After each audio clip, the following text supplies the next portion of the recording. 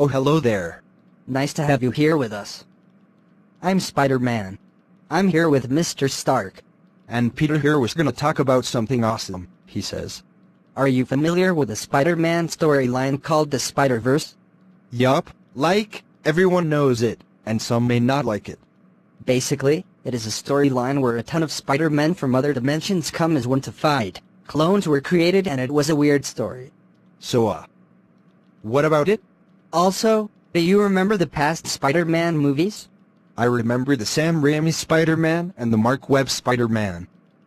What about them? Hear this. What if the Raimi Spider-Man, the Webb Spider-Man, and me in one movie called the Spider-Verse? Well, that's interesting. So what's your idea on that, kid? Well, keep in mind that this story would take place after the events of Homecoming and before Infinity War. Go on.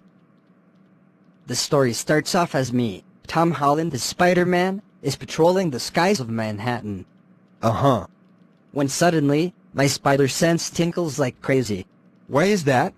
I turned around to see a giant portal in the skies, similar to that of the Chitauri invasion. Oh no. I went for it, but before I could web swing, there's a ton of arms that grabbed my foot, and when I look straight ahead, a black monster suddenly leaps into me. And then I woke up. It was just a dream. Or is it? I woke up weirded out by my dream. I became worried, and since there was no school at that point, I went out to patrol New York. I web swing a lot, but there is no crime nor any suspicious activity. But my spider sense tingles once I pass a specific house. It was the Sanctum Sanctorum, the house of Doctor Strange.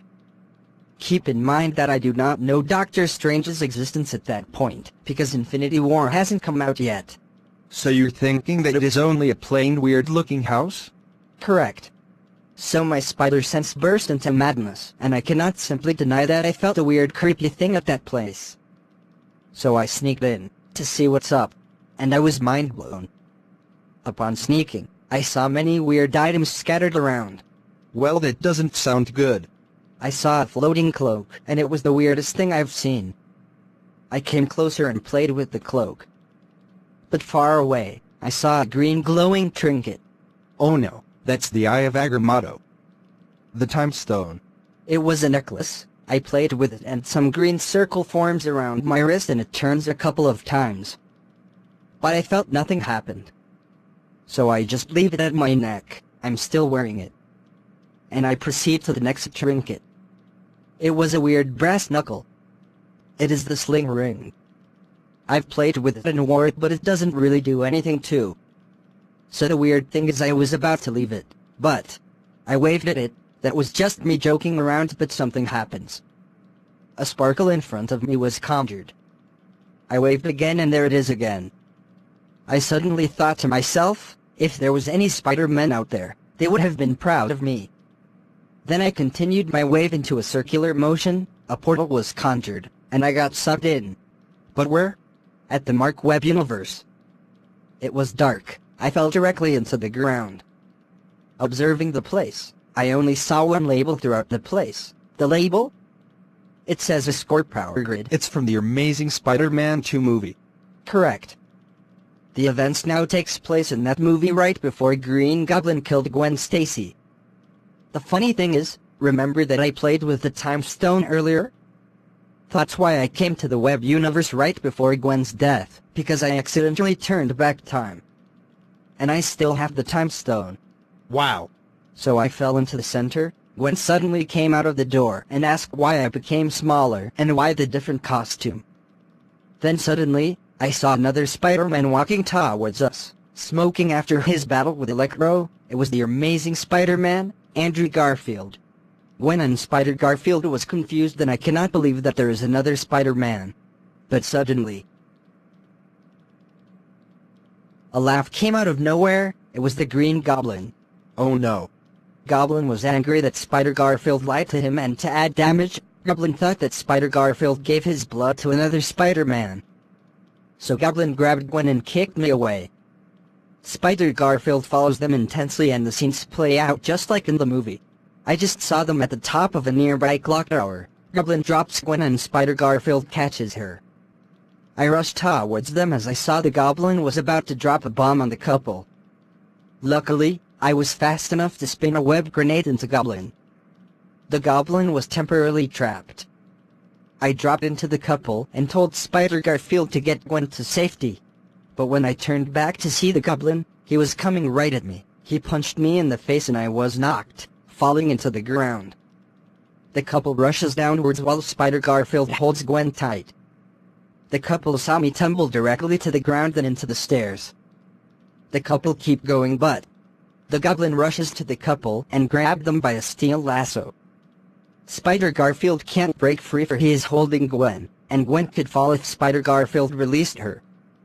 Goblin flies upwards again to the top of the clock tower. With no choice, Spider Garfield got a fast aim and shoots a web at the muffler of Goblin's glider. The glider jams out and the goblin crashed into the gears. The goblin was knocked out, making the couple break free from the lasso. But the rubble of gears falls faster than the couple. They were about to get hit. Spider Garfield turns around to protect Gwen from the debris.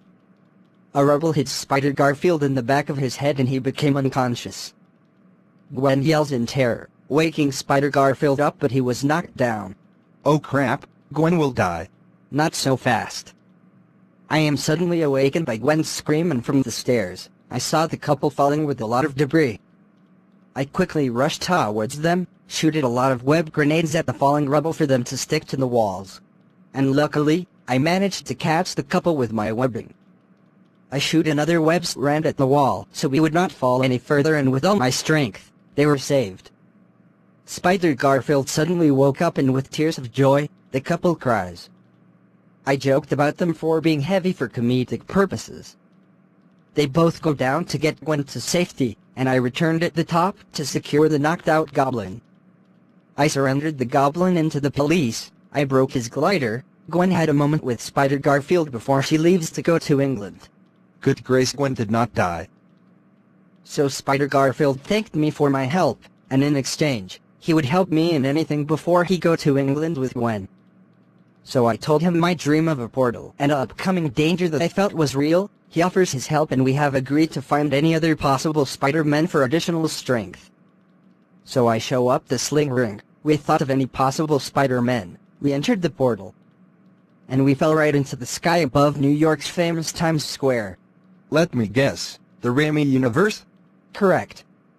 We fell into the morning sky. It was the start of the movie Spider-Man 3 where our OG Spider-Man, Tobey Maguire, is very famous in New York.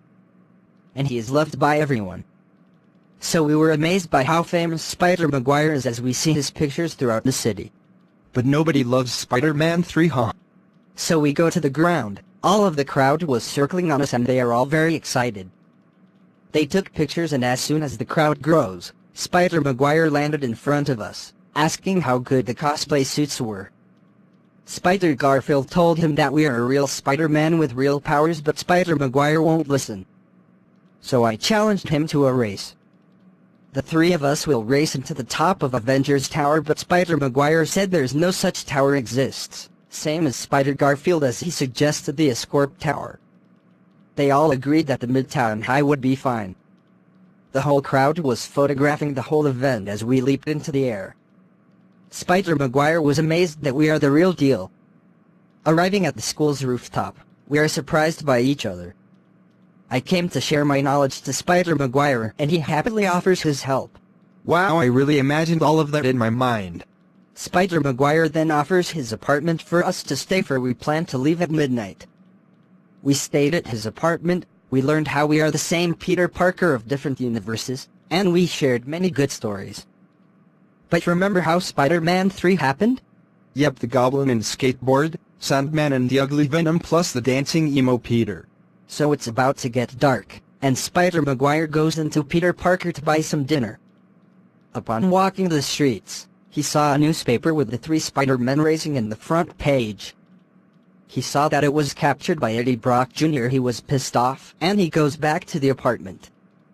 But meanwhile, at the Escorp mansion, Harry Osborn, played by James Franco, was very angry when he sees the front page of the newspaper, 3 Spider-Men and he gets triple the anger.